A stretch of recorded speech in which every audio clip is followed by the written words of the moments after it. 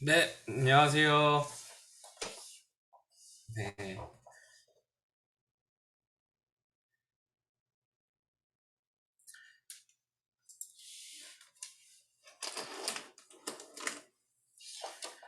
예, 우리 기도하고 시작하도록 하겠습니다.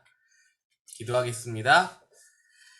하나님 아버지, 오늘도 구역 모임으로 함께 모입니다. 이 자리에 주의 은혜로, 주의 크신 능력으로, 주님의 선하신 말씀으로 우리와 함께 하여 주시고, 주의 영을 우리 가운데 불어넣어 주시사, 우리로 깨닫게 하시고, 우리 마음에, 우리 심령에 하나님 말씀이 심기어지며, 그 말씀을 실천하고 삶에 적용하며 살아갈 수 있는 우리도 될 수 있도록 인도하여 주시옵소서. 깨달은 자로 살게 하시고, 하나님 그 말씀을 덮어두고 그냥 모른 척하고 사는 자가 아니라 그 말씀 바라보고 붙들고 사는 자가 되어서 하나님 앞에 잘하였다 충성된 종아 칭찬 들을 수 있는 하나님의 백성들이 다 될 수 있도록 인도하여 주시옵소서. 오늘도 주님께 의탁드리옵고 예수님의 이름으로 간절히 기도드리옵나이다. 아멘. 네, 오늘 찬양 하겠습니다. 오늘 찬양은 또 하나의 열매를 바라시며 라는 찬양입니다.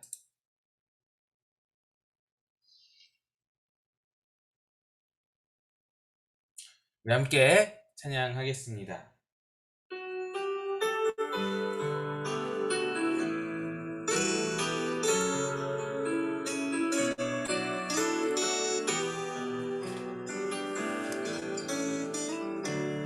감사해요.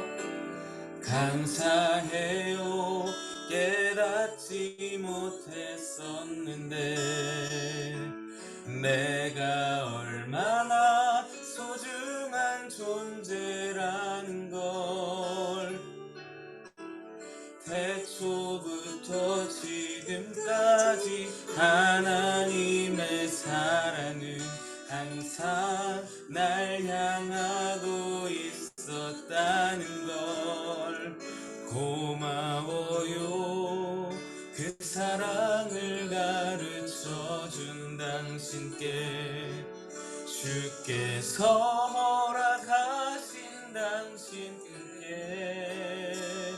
그리스도의 사랑으로 더욱 섬기며 이제 나도 세상에 전하리라.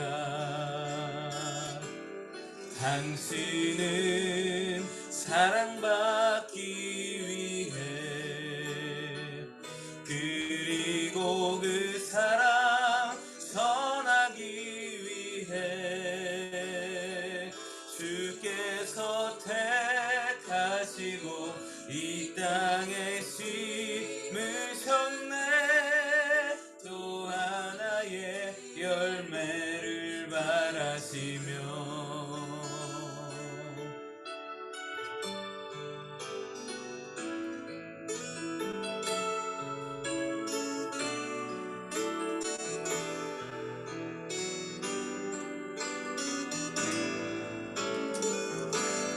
고마워요. 그 사랑을 가르쳐 준 당신께 주께서 허락하신 당신께 그리스도의 사랑으로 더욱 섬기며 이제 나도 세상에 전하리라. 당신은 사랑받기 위해 그리고 그 사랑 전하기 위해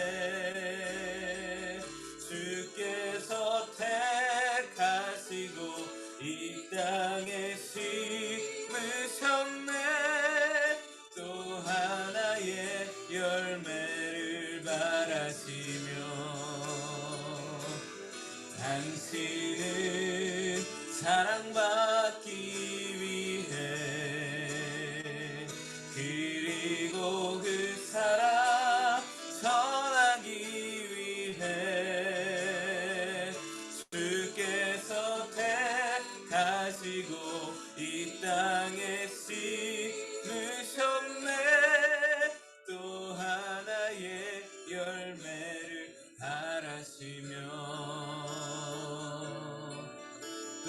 하나의 열매를 바라시며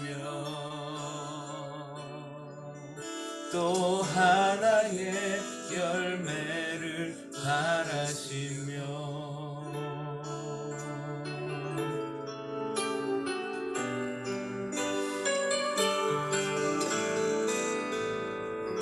아멘.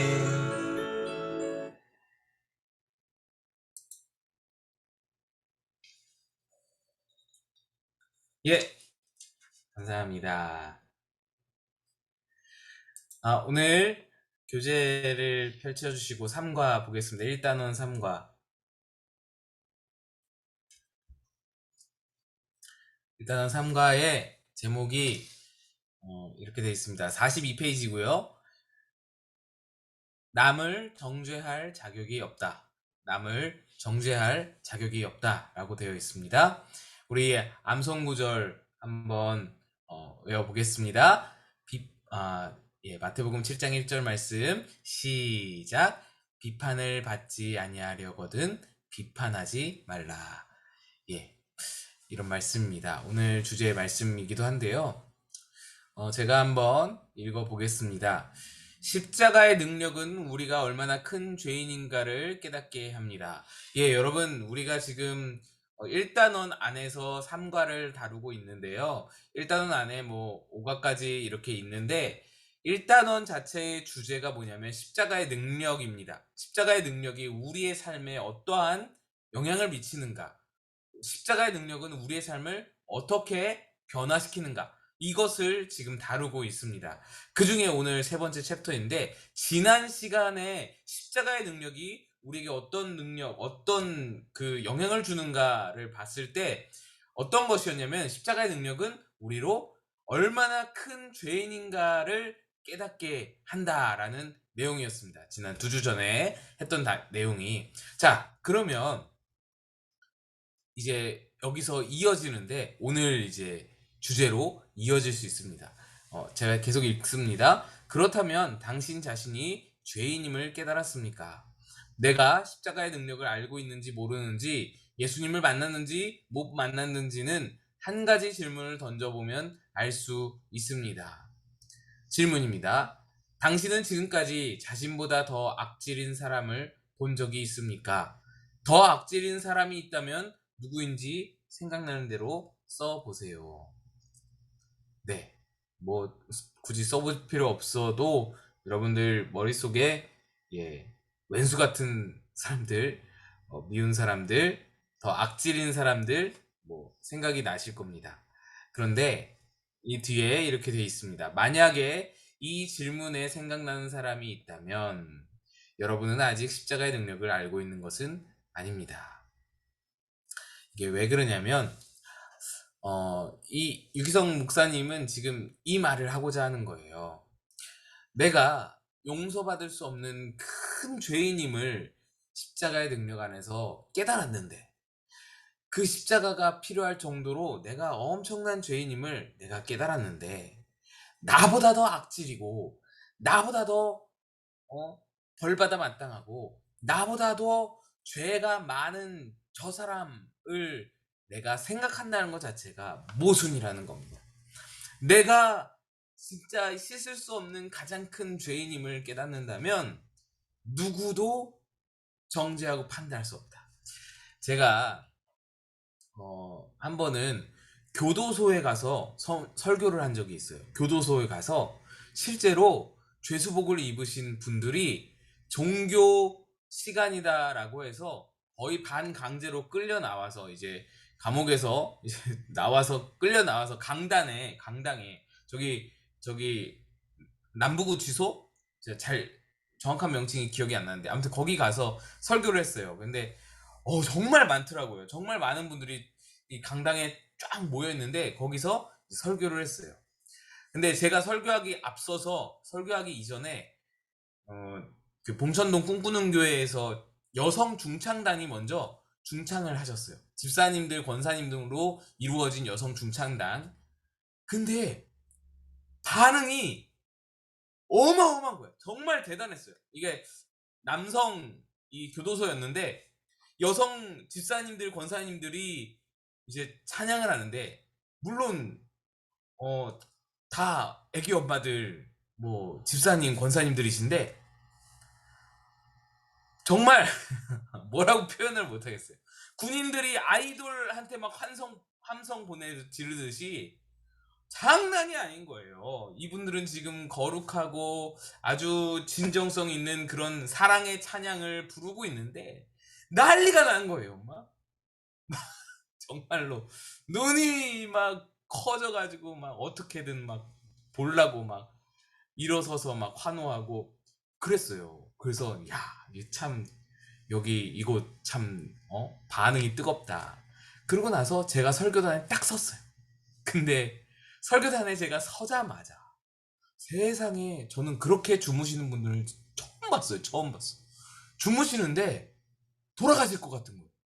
막 이렇게 쓰러지는데 의자 옆으로 바닥으로 머리가 떨어져가지고 이게 꺾여서 돌아가실 것 같은 거예요. 막 걱정이 될 정도로 고라 떨어지는데 어떻게 그렇게 고라 떨어지는지 세상에 그 눈빛이 완전히 바뀌는 거예요.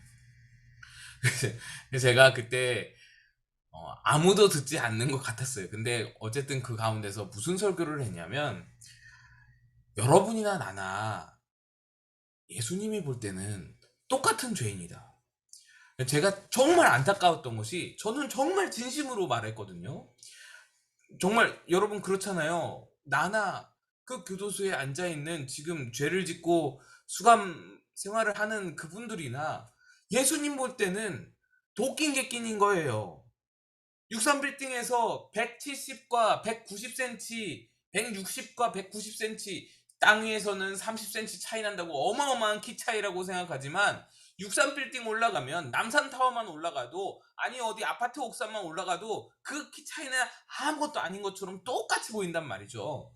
하나님이 보실 때, 정말 이 세상에서 가장 완전하신 거룩을 가지신 우리 하나님이 바라보실 때, 이승현 목사나 거기 남부구치소에 수감되어서 뭐 누구 찌르고 사기치고 무슨 뭐 아주 흉악한 죄악을 저질러 가지고 거기에 앉아 있는 그 사람이나 똑같은 죄인으로 보인단 말이죠.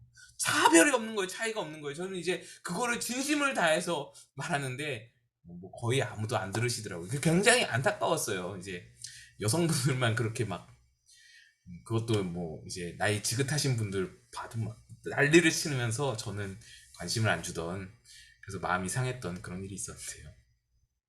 그거를 말하는 겁니다. 예. 내가 정말 하나님 앞에서 죄인임을 깨닫는다면 누가 나보다 더 악하랴, 누가 나보다 더 악질이랴, 이게 이 정리가 되어야 된다는 거예요. 계속 읽겠습니다.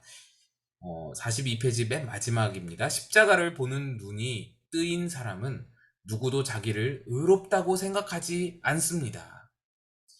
남을 정죄할 수 없습니다. 예수님께서 누구의 죄 때문에 십자가에 죽으셨습니까? 바로 내 죄 때문에 죽으셨습니다. 그렇다면 세상에 나보다 더 나쁜 사람, 나보다 더 악질인 사람은 없는 겁니다. 왜? 예수님이 십자가에서 그 엄청난 형벌을 받으면서 죽을 정도로 험악한 죄를 저지른 사람이 나예요. 여러분, 예수님이 수만 명, 수천만 명, 수억 명의 인류를 구원하기 위해서 십자가를 지신 것이라고 생각하면 안 돼요. 예수님은 이 지구상에, 온 인류 역사상에 이승연이 한 명만 있다고 하더라도 이승연을 구원하시기 위해서 십자가를 지시는 분이에요. 그러니까 그 말은 즉슨 내 죄의 무게가, 내 죄의 그 형량이 예수님의 형벌이라는 거예요. 얼마나 악질이라는 겁니까? 얼마나 하나님 보시기에 이 해결될 수 없는 죄악이라는 것입니까? 사도 바울은 예수님을 영접하기 전에는 스스로 의로운 사람이라고 생각했습니다. 그는 빌립보 교인들에게 편지를 쓰면서 자신의 과거 삶에 대해서 이렇게 말했습니다. 우리 말씀 있죠? 빌립보서 3장 5절 말씀 한번 같이 읽어보겠습니다. 시작. 나는 8일 만에 할례를 받고 이스라엘 족속이요 베냐민 지파요 히브리인 중에 히브리인이요 율법으로는 바리새인이요 열심으로는 교회를 박해하고 율법의 의로는 흠이 없는 자라. 바울은 자기가 의롭다고 생각했어요. 여러분, 자기가 의롭다고 생각해지면요, 정죄감이 높아져요. 죄인들만 보여요. 내가 의로워지면 죄인들이 보이기 시작해요. 그래서 자기 의가 높아지면 정죄감이 높아집니다. 죄를 판단하는 능력이 높아집니다. 제가 음, 이렇게 그랬던 시절이 있어요. 바울처럼 내가 의인이던 시절이 있어요. 대학교 1, 2학년 때쯤이었는데 제 별명이 시아버지였어요. 교회 내에서 별명이 시아버지였어요. 왜 그러냐면 친구들이 옆에서 예배드리다가 꾸벅꾸벅 졸잖아요? 그럼 제가 허벅지를 꼬집어 버렸어요. 막, 야, 일어나. 예배 시간에 조는 게 말이 돼! 막 이렇게. 그리고요, 더 심한 경우는 예배 시간에 이 등받이가 있잖아요. 교회 의자에 등받이가 다 있잖아요. 그 등받이에 등을 못 대게 했어요. 제 친구들. 제 무슨 후배 제자들에게 그런 게 아니고 제 친구들에게, 대학부 친구들에게 등을 못 대게 했어요. 예배 시간에 어디 등을 대고 앉아서 예배를 드려. 옛날에는 다 서서 드렸어. 뭐 20살짜리가 그러고 다녔어요. 그러고 친구들한테. 그러니까 친구들이 질색을 하는 거예요. 이승현 시아버지다, 시아버지다. 완전 질색을 하는 거예요. 너무 싫어하는 거예요. 근데 이제 하루는 제가 많은 것을 느꼈죠. 아, 얘네들이 나를 굉장히 싫어하는구나. 얘네들이 나를 진심으로 나를 피하고 나를 싫어하는구나. 그러면서 이제 제가 깨닫게 되었는데, 그때 저를 정말 깊이 깨닫게 해준 말씀이 있어요. 그 말씀을 한번 읽어볼 텐데요. 말씀을 한번 읽어보겠습니다. 제가 말씀 준비했고,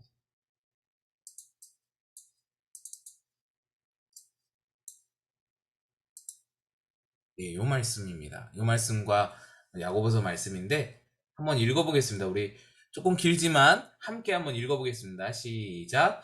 하나님이 우리를 사랑하시는 사랑을 우리가 알고 믿었노니 하나님은 사랑이시라. 사랑 안에 거하는 자는 하나님 안에 거하고 하나님도 그의 안에 거하시느니라. 이로써 사랑이 우리에게 온전히 이루어진 것은 우리로 심판날에 담대함을 가지게 하려 함이니 주께서 그러하심과 같이 우리도 이 세상에서 그러하니라. 사랑 안에 두려움이 없고 온전한 사랑이 두려움을 내쫓나니 두려움에는 형벌이 있음이라. 두려워하는 자는 사랑 안에서 온전히 이루지 못하였느니라. 우리가 사랑함은 그가 먼저 우리를 사랑하셨음이라. 누구든지 하나님을 사랑하노라 하고 그 형제를 미워하면 이는 거짓말하는 자니 보는 바 그 형제를 사랑하지 아니하는 자는 보지 못하는 바 하나님을 사랑할 수 없느니라. 우리가 이 계명을 주께 받았나니 하나님을 사랑하는 자는 또한 그 형제를 사랑할지니라. 예, 제가 이 말씀 그때 친구들이 나를 막 미워하고 나를 피할 때 이 말씀을 저에게 주셨어요. 제가 눈물이 터졌어요. 나는 하나님 사랑한다고 생각했는데 나는 하나님 정말 우리 청년부에서 우리 대학부에서 내가 하나님 제일 사랑하지. 그때 대학부 뭐 거의 1000명 가까이 됐거든요. 그 중에서 내가 하나님 제일 사랑한다고 생각을 했는데 근데 그게 아닌 거야. 하나님을 사랑한다고 말만 했지 나는 하나님 사랑하지 않는구나. 왜? 나는 형제를 사랑한 적이 없으니까. 그리고 나서 또 다른 말씀을 주셨어요. 야고보서 4장 11절, 12절 말씀 한번 같이 읽어보겠습니다. 시작. 형제들아 서로 비방하지 말라. 형제를 비방하는 자나 형제를 판단하는 자는 곧 율법을 비방하고 율법을 판단하는 것이라. 내가 만일 율법을 판단하면 율법의 준행자가 아니요 재판관이로다. 입법자와 재판관은 오직 한 분이시니 능히 구원하기도 하시며 멸하기도 하시느니라. 너는 누구이기에 이웃을 판단하느냐? 예, 이 말씀은 굉장히 어떻게 보면 좀 무서운 말씀입니다. 무슨 말씀이냐? 이 세상의 율법을 제정하시고 그 율법을 잘 수행하는지 판결하시고 심판하시는 분은, 그 권한을 가진 분은 한 분 하나님이시다. 입법자와 재판관은 한 분 하나님이시다. 근데 우리는 뭐냐? 우리는 이 율법을 실행하는 자들이죠. 이 법을 행하는 자들이에요. 지키는 자들이에요. 근데 여기서는 내가 누군가 이웃을 판단하면 이 율법의 준행자가 아니라 재판관의 자리에 오른다는 것이죠. 하나님의 자리를 월권한다라는 거예요. 너는 누구이기에 이웃을 판단하느냐? 이 말씀이요, 벼락같이 저에게 들렸어요. 제가 진짜로 그때 이 교회의 지하 기도실에서 한 달간 거의 살다시피 했어요. 엉엉 울면서 매일 그렇게 회개했던 기억이 납니다. 그러고 나서는 이제 친구들이 저를 시아버지라고 부르는 일은 없어졌는데 그런 과정을 겪었어요. 그때 저는 의인이었어요. 내가 의인이었어요. 하나님의 은혜를 받고 하나님 사랑한다고 굉장히 모든 것을 하나님 앞에서 다 잘 지키려고 애쓰다 보니까 내가 의인이 됐던 거예요. 그러니까 죄인밖에 안 보여.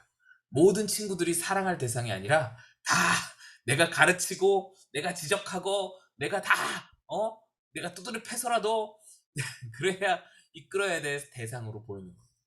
네, 그게 저였습니다. 바울이 똑같은 고백을 하는 거예요. 그랬다. 나도 그랬다. 그 빌립보서 3장 5절 6절 말씀, 이거를 하고요. 빌립보서 3장 5절 6절 말씀 그 다음에 그래서부터 읽겠습니다. 그래서 자신의 기준으로 예수님을 믿는 사람들을 판단하고 박해했습니다. 그러던 그가 예수님을 믿는 사람들을 잡아 죽이려고 다메섹으로 가다가 예수님을 만났습니다. 바울은 자기가 의인이기 때문에 다 잡아 죽여야 된다고 생각했어요. 다 죄인들이라고 생각했어요. 다 내가 심판해야 된다고 생각했는데 그 도중에 예수님을 만났고 부활하신 예수님을 만나고 그는 이렇게 고백했습니다. 제가 디모데전서 1장 15절을 읽겠습니다. mit보다 모든 사람이 받을 만한 이 말이요 그리스도 예수께서 죄인을 구원하시려고 세상에 임하셨도다 하였도다. 죄인 중에 내가 괴순이라. 예수를 만나기 전에 의로운 자 중에 흠없는 자다라고 고백되던 그 바울이 이제는 예수를 만난 이후에 죄인 중에 내가 괴수로다라고 고백되는 거예요. 여러분, 이 변화가 우리 안에도 있어야 되는 거예요. 자기의 의가 높아지면 정죄감이 높아져요. 덩달아서.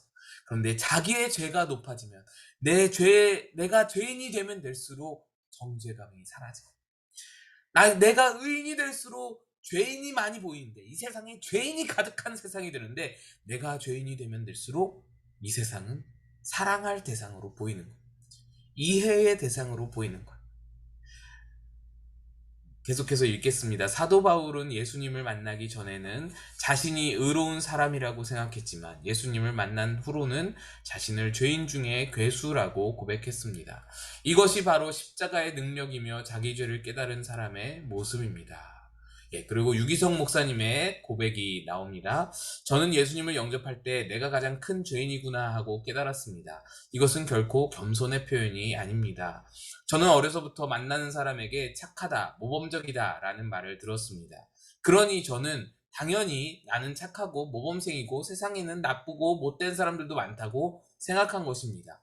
그러나 이것이 얼마나 큰 죄인지 저는 몰랐습니다. 그런데 어느 날 바리새인과 세리의 기도를 묵상할 때 주님께서 그것이 얼마나 큰 죄인지 깨닫게 하셨습니다. 예수님 당시 바리새인들은 세리와 창기 죄인들을 판단하고 정죄했습니다. 세리는 가슴을 치며 자신의 죄를 회개하고 있는데 바리새인은 하나님이여 나는 다른 사람들 곧 토색 불의 간음을 하는 자들과 같지 아니하고 이 세리와도 같지 아니함을 감사하나이다 라고 기도했습니다. 그러나 예수님이 보시기에는 바리새인들은 세리와 창기보다도 더 큰 죄인이었습니다. 말씀을 묵상하며 생각해 보니 제가 바로 그 바리새인이었던 것입니다. 우리 주변에도 바리새인의 영성을 가진 사람이 얼마나 많은지 모릅니다. 겉으로는 경건하고 말씀도 많이 알고 교회 봉사도 열심히 합니다. 그런데 마음은 바리새인의 마음입니다. 저렇게 나쁜 사람이 있나? 저렇게 믿음 없는 사람이 있나? 다른 사람에 대해 끊임없이 판단하고 비판합니다. 그러나 예수님이 보시기에는 다 같은 죄인일 뿐입니다. 마태복음 7장 1절에서 5절에 예수님께서는 왜 남을 비판하지 말라고 말씀하셨습니까? 우리 한번 말씀을 읽어보겠습니다. 마태복음 7장 1에서 5절을 옆에 나와 있습니다. 읽습니다. 시작. 비판을 받지 아니하려거든 비판하지 말라. 너희가 비판하는 그 비판으로 너희가 비판을 받을 것이요 너희가 헤아리는 그 헤아림으로 너희가 헤아림을 받을 것이니라. 어찌하여 형제의 눈 속에 있는 티는 보고 내 눈 속에 있는 들보는 깨닫지 못하느냐. 보라, 내 눈 속에 들보가 있는데 어찌하여 형제에게 말하기를 나로 내 눈 속에 있는 티를 빼게 하라 하겠느냐. 외식하는 자여, 먼저 내 눈 속에서 들보를 빼어라. 그 후에야 밝히 보고 형제의 눈 속에서 티를 빼리라. 예, 왜 남을 비판하지 말라고 말씀하십니까? 비판하는 그 비판으로 너가 그 비판을 받을 것이다. 비판하는 자신의 죄가 훨씬 더 크다. 너의 죄가 훨씬 더 크다. 우리는 욕심을 가지고 있으면서 다른 사람의 욕심을 비난합니다. 예, 이거는 정말 솔직하게 내 자신을 들여다보지 않으면 발견할 수 없는 건데 정말 그렇습니다. 자신도 거짓을 품고 있으면서 다른 사람의 거짓을 참지 못합니다. 자신도 이기적이면서 이기적인 사람을 정죄합니다. 우리가 십자가의 능력으로 거듭나게 되면 가장 먼저 이것부터 깨닫게 됩니다. 나는 자격이 없다는 걸 깨닫게 되는 거예요.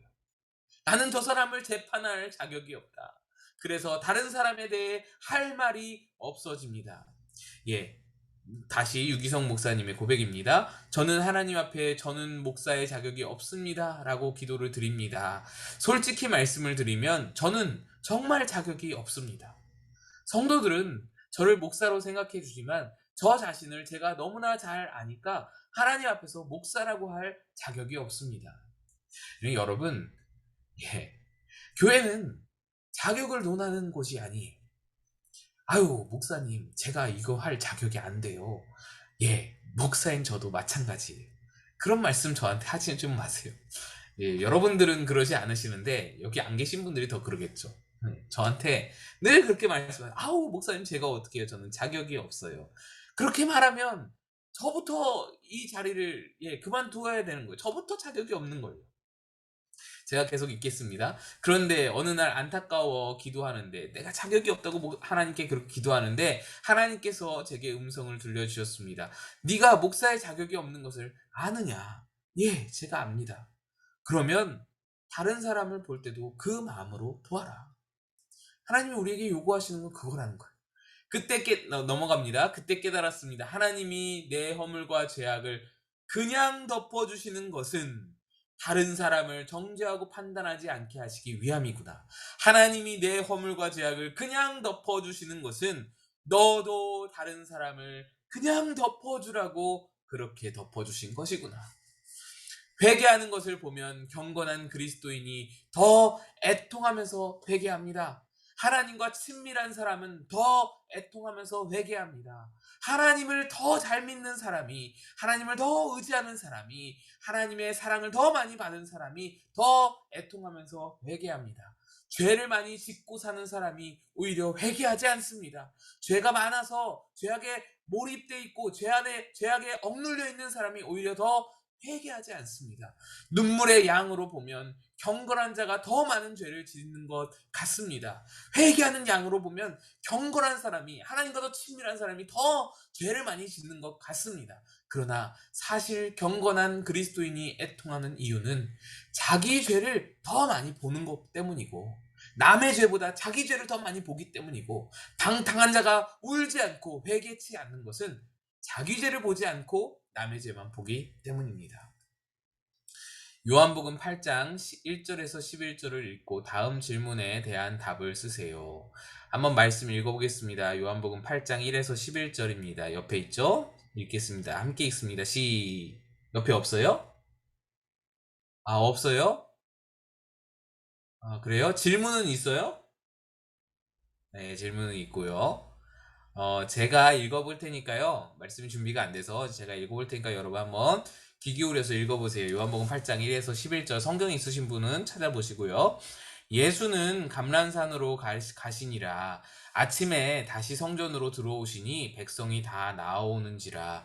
앉으사 그들을 가르치시더니 서기관들과 바리새인들이 음행 중에 잡힌 여자를 끌고 와서 가운데 세우고 예수께 말하되 선생이여 이 여자가 간음하다가 현장에서 잡혔나이다. 모세는 율법에 이러한 여자를 돌로 치라 명하였거니와 선생은 어떻게 말하겠나이까. 그들이 이렇게 말함은 고발할 조건을 얻고자 하여 예수를 시험함이로라.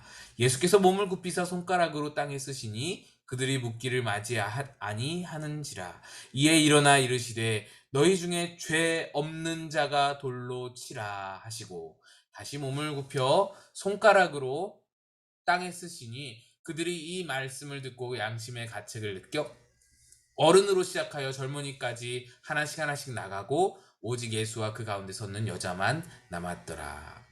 예수께서 일어나사 여자 외에 아무도 없는 것을 보시고 이르시되 여자여 너를 고발하던 그들이 어디 있느냐 너를 정죄한 자가 없느냐 대답하되 주여 없나이다. 예수께서 이르시되 나도 너를 정죄하지 아니하노니 가서 다시는 죄를 범하지 말라 하시니라. 1번 보겠습니다. 46페이지에 율법에 의하면 간음한 여인을 어떻게 하라고 했습니까? 율법은 돌로 치라고 했습니다. 이거는 구약에 나와 있는 율법입니다. 간음한 여인은 돌로 치는 겁니다. 2번 서기관들과 바리새인들의 질문에 예수님은 어떻게 대답하셨습니까? 너희 중에 죄 없는 자가 먼저 돌로 치라 라고 말씀하셨죠. 돌로 치는 거는 율법이니까 예수님도 그 율법을 훼손시키거나 왜곡하실 그런 어떤 의향은 없었습니다. 근데 조건이 있는데 너희 중에 죄 없는 자가 돌로 치라 라는 겁니다. 3번 예수님의 말씀에 사람들은 어떻게 반응했습니까? 양심의 가책을 느껴 어른부터 젊은이까지 현장을 떠났습니다. 사실 이것은 배경이 좀 맥락과 배경이 있는데요.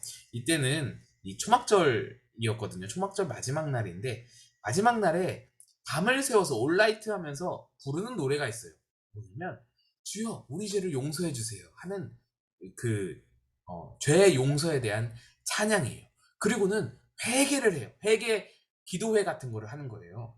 내 죄를 고백하면서 하나님 앞에 이런 죄를 용서해 주세요라고 밤을 새워서 예루살렘 성전 그 뜰에서 그렇게 막 기둥마다 불을 피워놓고는 그렇게 밤새워서 올라이트 행사를 해요. 그러니까 그러고 나서 그날 아침에 지금 이 여인을 데리고 나온 거예요. 그러니까 조금 이제 느낌이 다르죠. 내가 몇 시간 전에 바로 오늘 새벽에 그렇게 주님 앞에 내 죄를 용서해달라고 부르짖었었는데 예수님이 말씀하는 거예요. 너희 중에 죄 없는 자가 돌로 치라. 이러면 느낌이 다르죠. 4번 당신은 예수님을 영접한 후 마음의 돌을 다 내려놓았습니까? 우리도 마찬가지죠. 우리도 예수님 믿을 때 뭐라고 해요? 회개하잖아요. 우리가 세례받을 때 무슨 고백해요? 회개의 고백하잖아요. 주님 내 죄를 용서해 주세요. 세례 자체가 이전에 나는 죽고 예수 안에 다시 사는 거잖아요. 예수의 용서를 받음으로 이제 거듭나겠다라는 거잖아요. 우리는 회개의 노래를 부른 자들인데 우리가 정죄의 돌을 어떻게 들 수 있냐라는 것이죠. 예수님이 우리에게 말씀하시는 거예요. 죄 없는 자가 돌로 치라. 넘어가서 마지막 페이지 47페이지 보시면 예수님을 만나면 다른 사람들에 대해 가지고 있던 마음의 돌이 내려놓아집니다. 자기를 의롭다고 생각하지 않고 남을 정죄하지 않게 됩니다. 자신이 얼마나 큰 죄인인지 깨달았기 때문입니다. 이것을 깨달은 사람이 진정으로 십자가의 능력을 아는 사람입니다. 이런 사람은 만날수록 은혜롭고 이런 사람이 모여 천국 같은 가정이 이루어지고 천국 같은 교회를 이루게 되는 것입니다. 예. 우리 안에 우리 교회에는 의인이 많은 교회가 아니라 스스로 죄인임을 깨닫고 울며 눈물을 흘리며 회개하는 그런 죄인이 많은 공동체, 죄인이 많은 회개하는 죄인이 많은 깨달은 죄인이 많은 그런 교회가 되었으면 좋겠습니다. 그러면 그냥 천국이 이루어지는 거예요. 저절로 천국이 이루어져. 은혜는 저절로 부어지는 거예요. 죄가 더한 곳에 은혜가 더욱 넘친다라고 말씀하셨어요.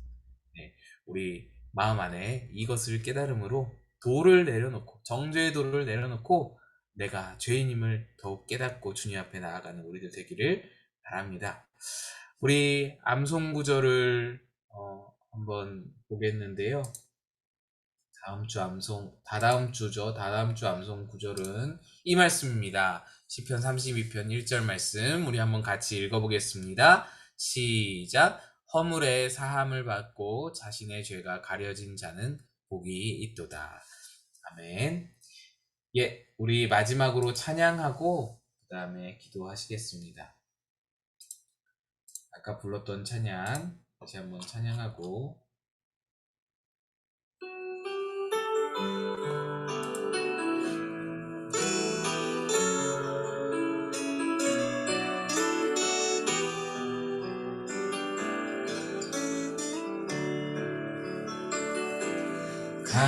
감사해요 깨닫지 못했었는데 내가 얼마나 소중한 존재라는 걸 태초부터 지금까지 하나님의 사랑은 항상 날 향하고 있었다는 걸 고마워요 그 사랑을 가르쳐준 당신께 주께서 허락하신 당신께 그리스도의 사랑으로 더욱 섬기며 이제 나도 세상에 전하리라. 당신은 사랑받기 위해 그리고 그 사랑 전하기 위해 주께서 택하시고 이 땅에 심으셨네. 또 하나의 열매를 바라시며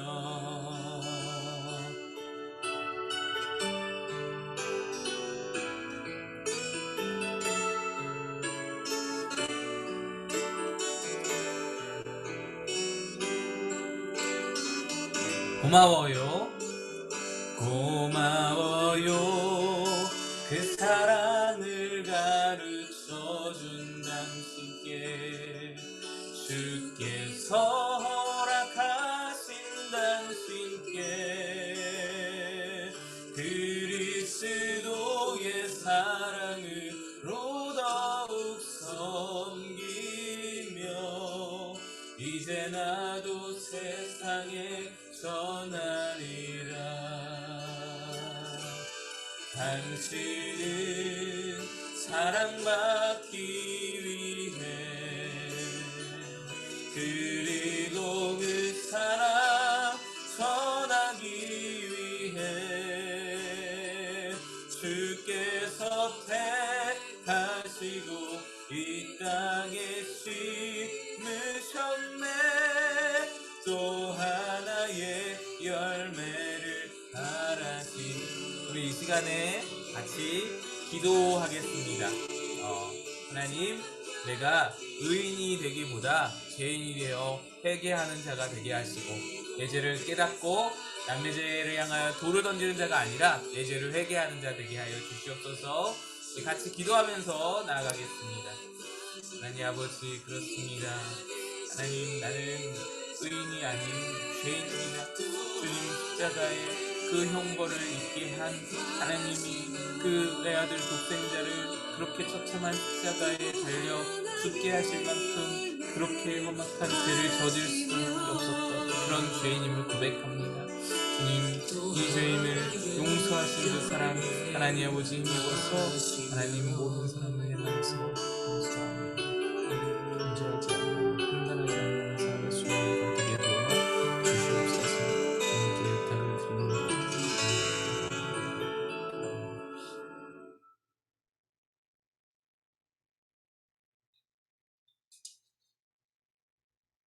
아멘.